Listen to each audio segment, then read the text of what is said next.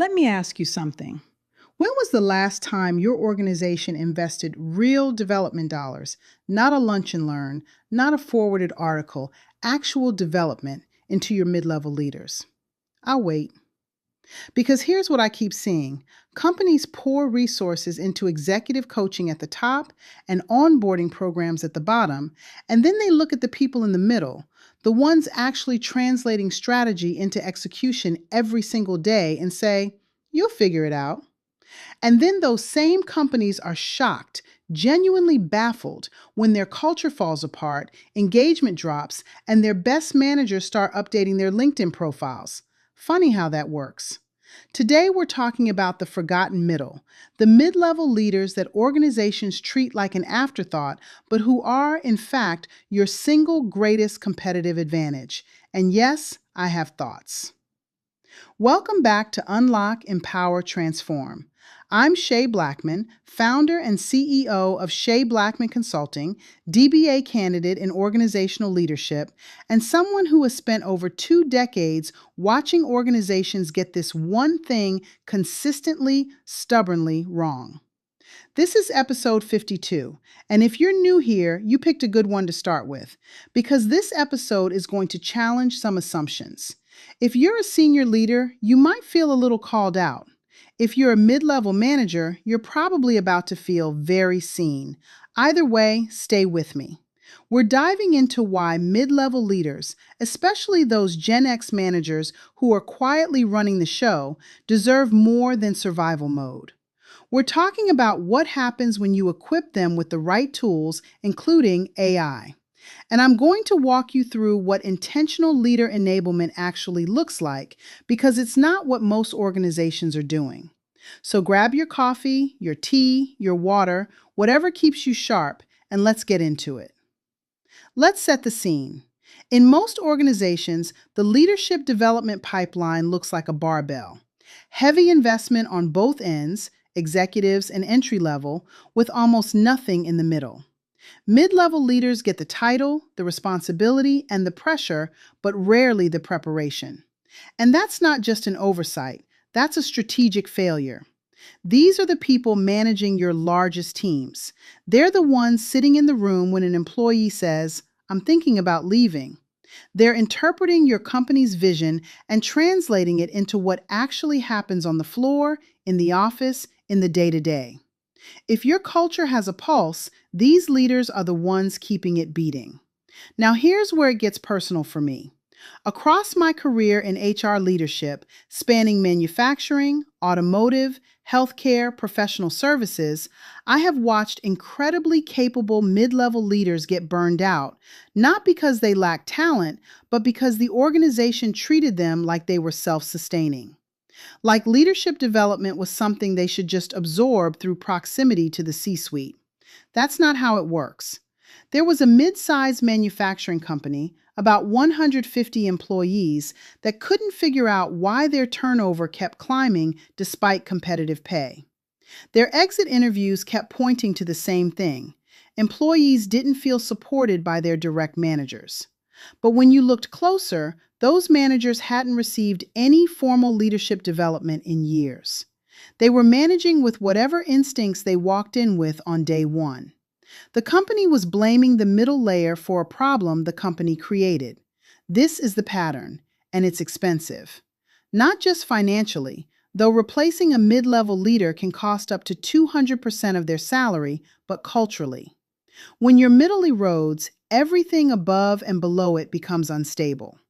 In my book, High Value Leadership, Transforming Organizations Through Purposeful Culture, I talk about the concept of a culture architecture.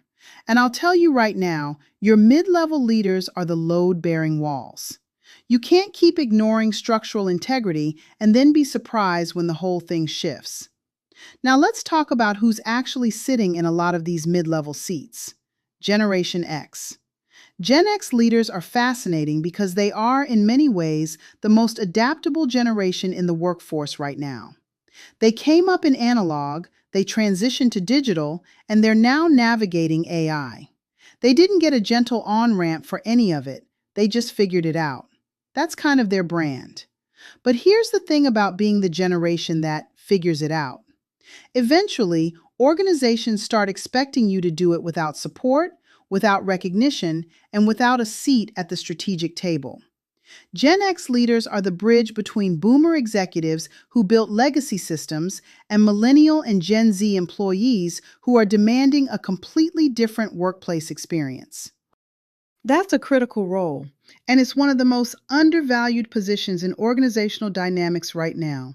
From my research as a DBA candidate studying organizational leadership, and from what I've observed across industries, Gen X managers are uniquely positioned to drive culture change.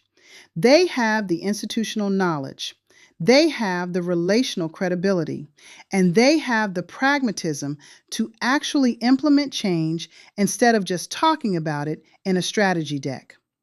But they need to be equipped, not just acknowledged, equipped. And that means giving them access to modern tools, modern frameworks, and the kind of intentional development that says, we see you and we're investing in you. Because when you lose a Gen X mid-level leader, you're not just losing a manager. You're losing the person who knew how to talk to the VP and the frontline employee in the same afternoon. Good luck replacing that with a job posting. All right, let's shift gears and talk about something that makes a lot of mid-level leaders nervous: AI. And I get it. There's a lot of noise out there about AI replacing jobs, AI making decisions, AI doing everything short of making your morning coffee, though I'm sure someone's working on that too. But here's what I want mid-level leaders to hear clearly. AI is not coming for your job. AI is coming for the parts of your job that keep you from leading. Think about what mid-level managers spend most of their time doing: reporting, data gathering, scheduling, chasing down information they need to make decisions. That's not leadership. That's administration masquerading as leadership. When you equip middle management with the right AI tools and culture insights, you free them up to do what they were actually hired to do: lead people, shape culture, and drive results. At Shea Blackmon Consulting, this is exactly where our work is headed. We're building AI-enhanced approaches that help organizations predict culture shifts and employee turnover before they become crises. The goal isn't to replace human judgment, it's to enhance it. It's about giving mid-level leaders predictive insights so they can have the right conversations with the right employee at the right time. Imagine knowing 3 to 6 months in advance which teams are showing early warning signs of disengagement. Imagine being able to walk into a skip-level meeting with data-backed insights instead of a gut feeling and a prayer. That's the difference between reactive management and proactive leadership. And this is what I mean when I talk about high-value leadership trademark. It's not about working harder. It's about leading smarter, with better information, better tools, and better frameworks. That's the transformation. So what does it look like when an organization actually decides to invest in its middle? Let me break down what leader enablement means through the lens of our work at CBC. First, we have to stop calling it management training. That phrase has been diluted to mean a half-day workshop where someone reads slides about communication styles and everyone gets a certificate. That's not enablement. That's a checkbox. True leader enablement is a sustained, strategic investment in the people who carry your culture forward. It starts with assessment, understanding where your mid-level leaders are today, what gaps exist, and what tools they need. Then it moves into development that's actually aligned with your organization's culture goals. Not generic, not off the shelf, intentional. At CBC, our approach integrates 3 things: culture diagnostics to understand the environment your leaders are operating in, leadership coaching tailored to mid-level realities, because managing up and managing down simultaneously is a very specific skill set, and the integration of data and technology so leaders are making informed decisions, not just experienced guesses. This is what the High Value Leadership Intensive course is built around. It's designed specifically for leaders who have been doing the work but haven't been given the frameworks to do it strategically. If that sounds like you or like someone on your team, I want you to pay attention because this is coming soon, and it's going to shift how you think about development at the mid-level. Because the organizations that get this right, the ones that stop treating middle management like an afterthought, those are the ones that retain talent, build resilient cultures, and outperform their competitors. That's not theory. That's what the data shows. All right, I promised you something actionable, so here it is. I call this the middle layer audit, and it takes about 10 minutes. That's it. 10 minutes that could fundamentally change how you think about leadership development in your organization. Here's what I want you to do.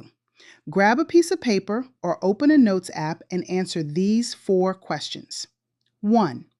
When was the last time each of your mid-level leaders received dedicated, formal development? Not a conference, not an e-learning module they click through during lunch. Actual development. 2. Do your mid-level leaders have access to real-time data about their team's engagement and performance, or are they operating on delayed information and instinct? 3. Can your mid-level leaders clearly articulate the company's culture strategy? Not the mission statement on the wall, the actual strategy. 4.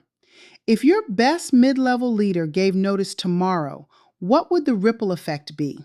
Map it out. If the answer makes you uncomfortable, that's your audit telling you something important.